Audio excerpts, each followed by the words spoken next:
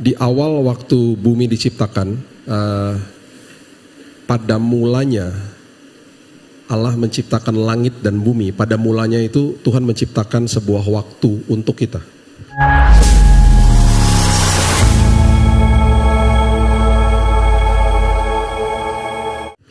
Kita dikasih kronos sama Tuhan.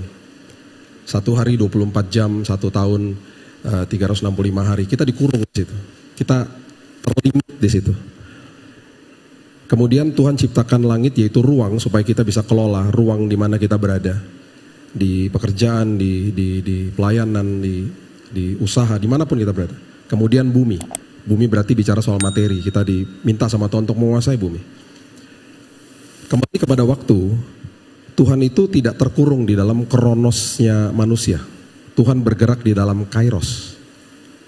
Nah, itu sebabnya dia bisa mendahului waktu kita. Ini hari apa sekarang? Hari Jumat ya. Besok hari Sabtu. Kita pasti punya rencana besok mau ngapain. Rencana saya besok pagi harus bangun pagi naik pesawat balik Jakarta. Itu rencana saya. Yang saya percaya dalam hati saya, di hari esok Tuhan sudah ada di sana menyiapkan yang terbaik bagi semua kita. Karena dia sudah mendahului kita. Itu sebabnya dia maha tahu, maha hadir, maha kuasa. Dia yang menciptakan segala-galanya.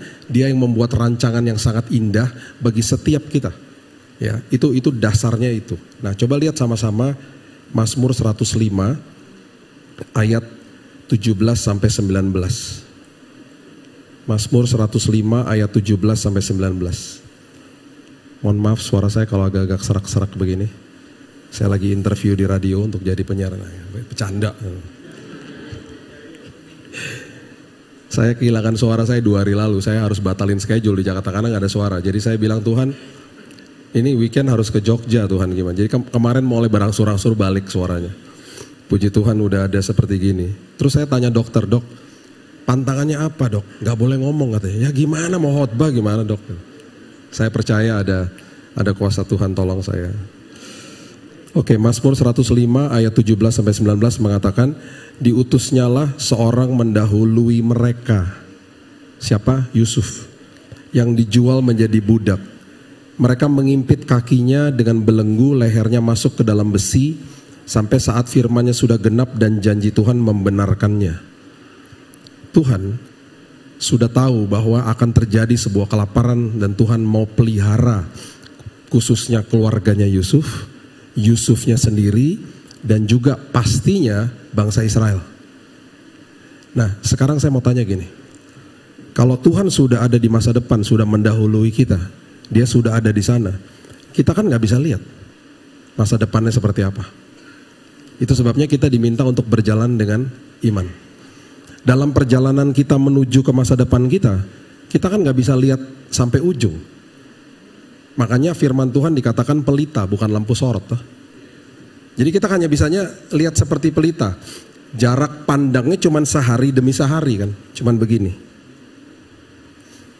Ketika saya ada di rumah sakit di thank you.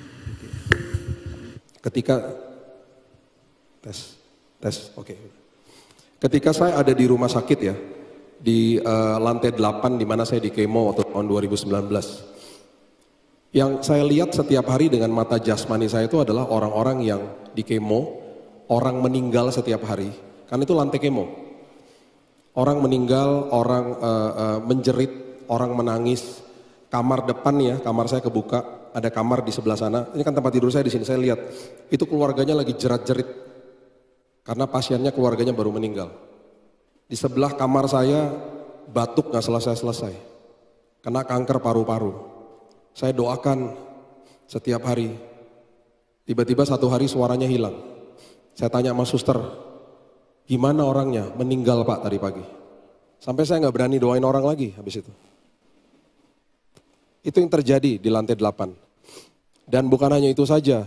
Orang-orang yang dirawat di situ berkali-kali buka jendela dan mau loncat ke bawah, mau bunuh diri. Kanker itu sakit. Diobatin makin sakit. Jadi mereka tuh harus diborgol di tempat tidur. Itu kan yang saya lihat. Saya nggak bisa lihat ujungnya. Tetapi selalu firman Tuhan bilang gini, Bill, fokus sama tanganku yang memegang tanganmu. Karena saya akan bawa kamu keluar sampai ke seberang dengan selamat. Kamu tenang aja. Ketika saya makin mengerti itu, saya akhirnya makin paham bahwa iya Tuhan, saya harus fokus sama tangan Tuhan. Nah sekarang saya mau tanya gini, sama kita semua. Yusuf, kalau dia dikatakan begini, Sup, nanti satu hari ya, kamu akan jadi orang nomor 2 terpenting di Mesir. Wah asik katanya. Tapi ya, sebelum kamu jadi orang nomor 2 terpenting, kamu harus nanti ada proses kamu dibuang sama kakak-kakakmu ke sebuah sumur misalnya. Terus bajumu yang bagus itu diambil, dilumuri sama darah hewan, dikasih ke bapakmu yang kamu sangat kasihi. Sepanjang hidupnya dia akan stres mikirin bahwa kamu diterkam sama binatang buas. Dia gak pernah tahu bahwa kamu tuh hidup. Kemudian kamu dijual ke Mesir. Dan waktu kamu sampai di Mesir, oke lah kamu naik jabatan sedikit di rumahnya Potifar. Dan kamu tiba-tiba di situ kamu dikejar-kejar sama bininya. Kamu difitnah sama dia. Jeblosin penjara kamu, padahal kamu jujurnya luar biasa. Di dalam penjara, kamu menemukan talentamu lah. Kamu mengerti bahwa kamu bisa menafsirkan mimpi. Kamu ketemu sama juru minum sama juru roti yang menjadi secercah harapan. Kamu ngomong sama mereka, guys, ingat aku ya kalau kamu keluar dari penjara. Mereka keluar kamu dilupain lagi 2 tahun. Kira-kira dia mau gak jadi orang nomor 2? Gak mau lah. Ribet amat prosesnya. Tapi itu semuanya diperlukan untuk membangun karakter dia, untuk jadi orang yang luar biasa nantinya. Itu artinya Tuhan mendahului kita. Karena Tuhan sudah tahu rancangan di depan, dia tahu proses seperti apa yang cocok dan tercustom buat kita masing-masing. Semua kita beda-beda, pergumulan kita beda-beda. Kita punya kelemahan beda-beda, zona kekuatan kita beda-beda. Itu sebabnya semuanya di-custom sama Tuhan. Gitu loh. Ya, coba lihat Kejadian pasal yang ke-45, ayat 5 sampai 7. Kejadian 45 ayat 5 sampai 7. Tetapi sekarang janganlah bersusah hati dan janganlah menyesali diri karena kamu menjual aku ke sini. Sebab untuk memelihara kehidupanlah Allah menyuruh aku mendahului kamu. Karena telah 2 tahun ada kelaparan dalam negeri ini dan selama 5 tahun lagi orang tidak akan membajak atau menuai. Maka Allah telah menyuruh aku, kembali lagi keluar lagi kalimat ini, kata ini, mendahului kamu untuk menjamin kelanjutan keturunanmu di bumi dan untuk memelihara hidupmu sehingga sebagian besar daripadamu tertolong. Untuk memelihara keturunanmu. Karena akhirnya mereka menetap di Mesir. Mereka menjadi bangsa yang besar di situ. Dan mereka akhirnya masuk ke dalam tanah perjanjian. Salah satu bagian yang sangat-sangat penting dan sangat penuh dengan esensi adalah peristiwa ini. Di mana Yusuf akhirnya diminta sama Tuhan untuk mendahului semuanya. Hari ini anak saya Raina, ya, Pastor Dave tahu anak saya dari kecil. Hari ini ya, saya kasih tahu yang terjadi hari ini. Dia anak yang sangat pandai. Dia anak yang lulus 2 tahun lalu dengan magna cum laude di sebuah universitas namanya Biola University. Karena dapat beasiswa di Amerika. Dia lulus, dia mulai kerja. Sekarang setiap bulan dari tahun lalu dia khotbah di 2 gereja di Amerika kepada anak-anak youth. Oke, itu yang saya lihat hari ini. Kalau ditarik mundur ke belakang, kenapa dia ada di hari ini, itu luar biasa kisahnya. Waktu saya lagi sakit,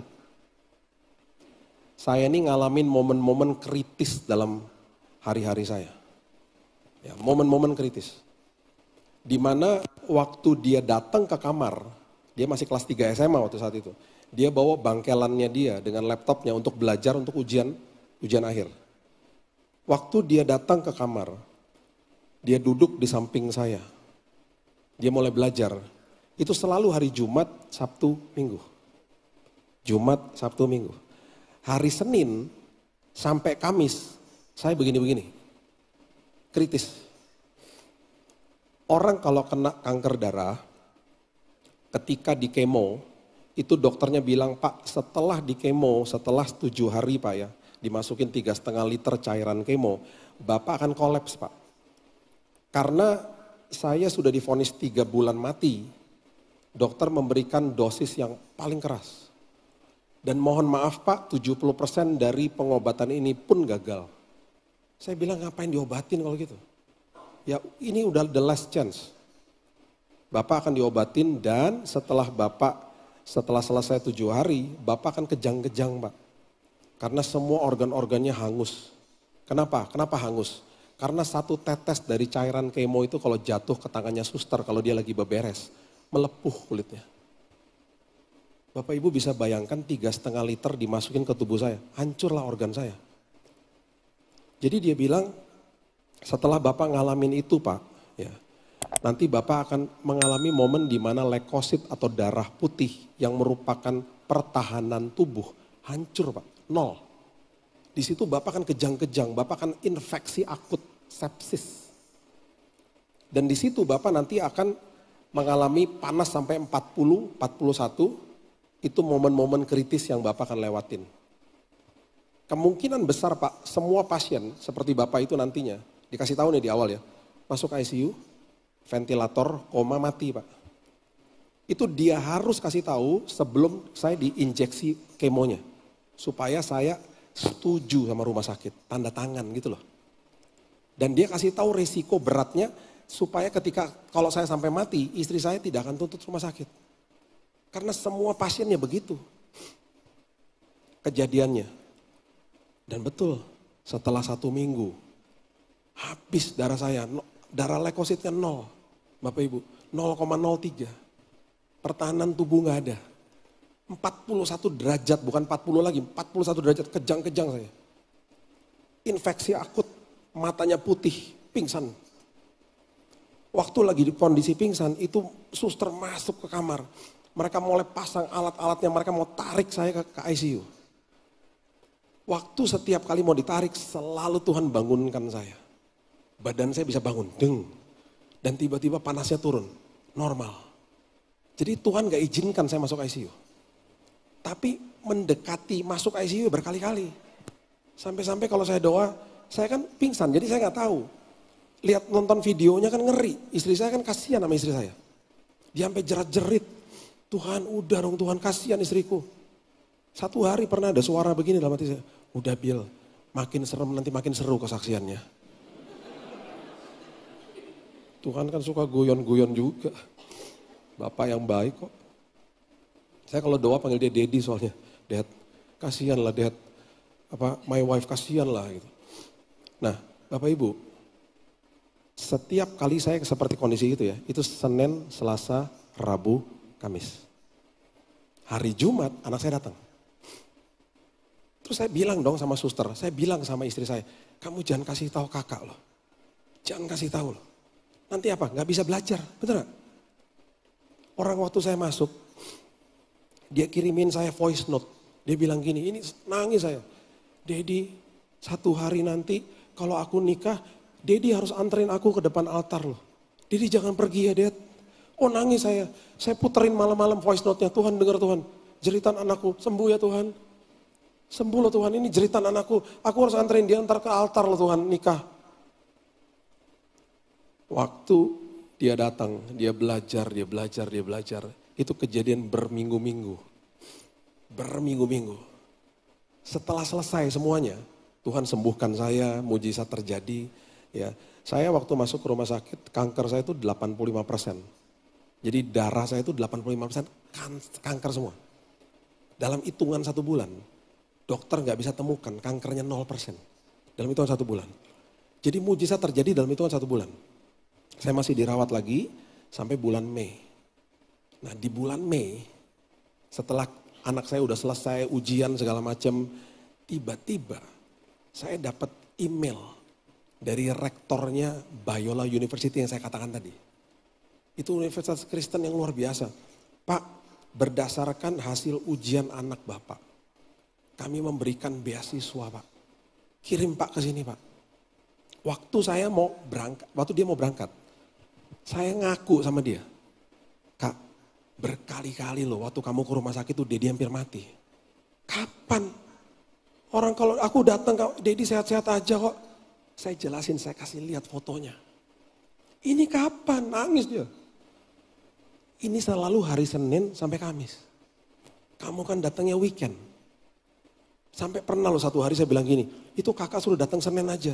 Biar saya gak kolaps, gak mau mati kayak begini. Setiap kali dia ada saya gak apa-apa loh. Karena trennya begitu selalu kan. Saya ngaku sama dia. Di situ Roma 8 ayat 28 menjadi pencerahan bagi saya. Di situ saya makin ngerti Roma 8 ayat 28 bahwa Tuhan mendahului kita. Dan ketika semuanya sudah selesai, kita bisa nyatakan, coba lihat Roma 8 ayat 28. Coba lihat ya. Dimulai dengan kalimat yang luar biasa. Roma 8 ayat 28. Kita tahu kapan? Sekarang.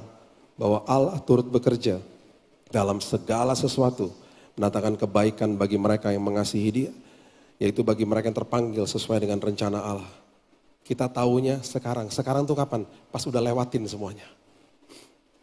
Pas anak saya kemarin kasih tahu bahwa dia pelayanan, dia lagi ambil S2 dan lain sebagainya, tujuan hidupnya ketahuan, ke mapping semuanya.